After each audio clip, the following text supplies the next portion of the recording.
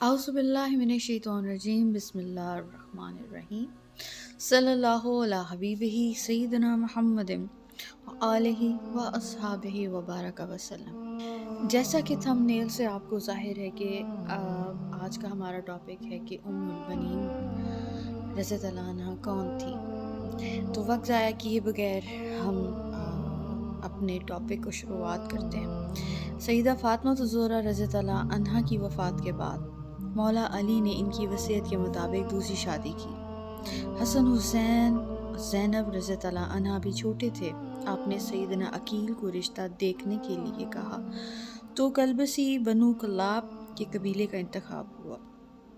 सईदना अली की ख्वाहिश थी कि कोई ऐसी खातून हो जो शजाअत, सखावत और एसार की खसूसियात से माला माल हो। बनु कलाब की खातून फ़ातिमा बिनते हज़म के घर रिश्ता भेजा तो सरदार हज़म अपनी बीवी के पास गए और पूछा कि सईदना अली की बेटी फ़ातिमा के लिए रिश्ता आया है, क्या आपने अपनी बेटी की ऐसी तरबियत की है जो नबी के ख़ानदान में ब्याही जा सके।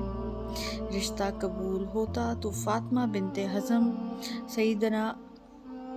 सैयदा उम्मुल बनीन सैयदना अली रज़ियल्लाहु अन्हा के घर जाती हैं तो सैयदना हसन हुसैन फ़ातिमा को गले लगाती हैं।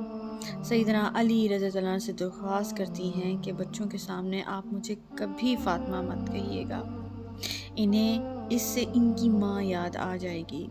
मैं इस घर में इनकी माँ बनकर नहीं बल्कि इनकी कनीज़ बनकर आई हूँ। मेरा ये मकाम नहीं कि इनकी माँ की जगह ले सकूँ।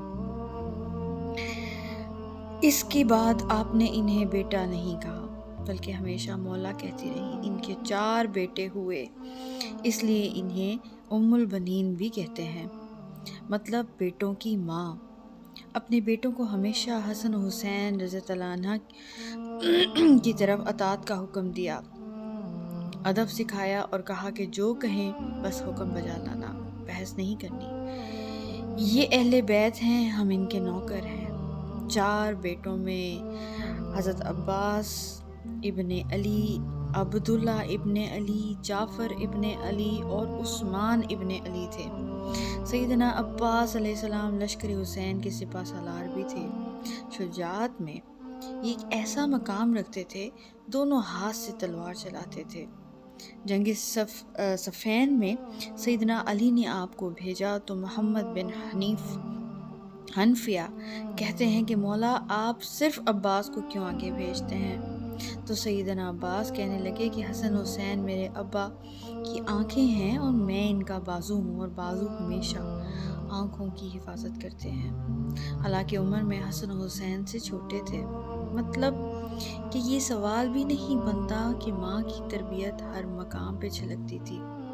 वाक़या करबला में जब एक एक करके लश्कर हुसैन के सिपाही शहीद होते गए तो सैयदना अब्बास ने मौला हुसैन से दरख्वास्त की कि मुझे जाने दें। सैयदना हुसैन रज़ियल्लाहु अन्हा इनसे तलवार ले लेते कि बस अब्बास तुम पानी ले आओ। आप पानी लेने जाते हैं तो यजीदी लश्कर इन पर हमला करता है, दोनों बाजू काट दिए जाते हैं। वही जिन्होंने हसन हुसैन की हिफाजत करनी थी।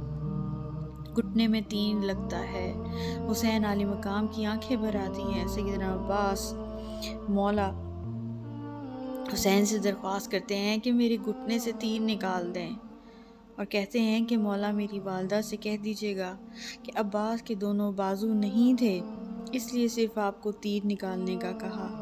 ये वो अदब था, वो अताअत थी जो सैयदना उम्मुल बनीन की तरबियत थी, जिन्होंने सारी ज़िंदगी नबी के इस घराने की कनीज़ बनकर गुजार दी। आपके 4 बेटे इस जंग में शहीद हो गए। अली के 5 बेटों ने इस जंग में शहादत नोश किया, जिसमें 4 सैयदना उम्मुल बनीन के थे, जो लश्कर हुसैन का ना सिर्फ हिस्सा बने बल्कि इमाम आली मकाम पर अपनी जान तक कुर्बान कर दी और सारी उम्र कभी ज़बान पर कोई सवाल ना लाए। सैयदा उम्मुल बनीन को जब बेटों की शहादत की खबर मिली तो कहा, अब्बास शहीद हुआ, जाफ़र शहीद हुआ, उस्मान शहीद हुआ, अब्दुल्ला भी शहीद हो गया। फरमाने लगी, सब छोड़े मेरे मौला हुसैन का बताएं। تو بتایا کہ وہ بھی شہید ہو گئے۔ تو کہنے لگیں کیا میرے بیٹے بعد میں شہید ہوئے مولا حسین سے؟ تو بتایا کہ نہیں، وہ پہلے شہید ہوئے اور مولا حسین کی حفاظت کے لیے خوب لڑے۔ تو شکر ادا کیا انہوں نے کہ بے شک حق ادا کر دیا۔ یہ وہ ماں تھیں جو اہل بیت کے مقام کو سمجھتی تھیں، جس نے اپنے سارے بیٹوں کو ساری عمر صرف اطاعت سکھائی، ادب سکھایا، خود کو اس کے گھر کی کنیز بنایا۔ حسن حسین رضی اللہ عنہ کو بیٹا نہیں ہمیشہ مولا کہا۔ خدا ہم سب کو اہل بیت کا مقام سمجھنے، ان کی ادب و اطاعت کی ہدایت فرمائے جو سیدہ ام البنین نے اپنی اولاد کو سکھایا۔ آمین ثم آمین۔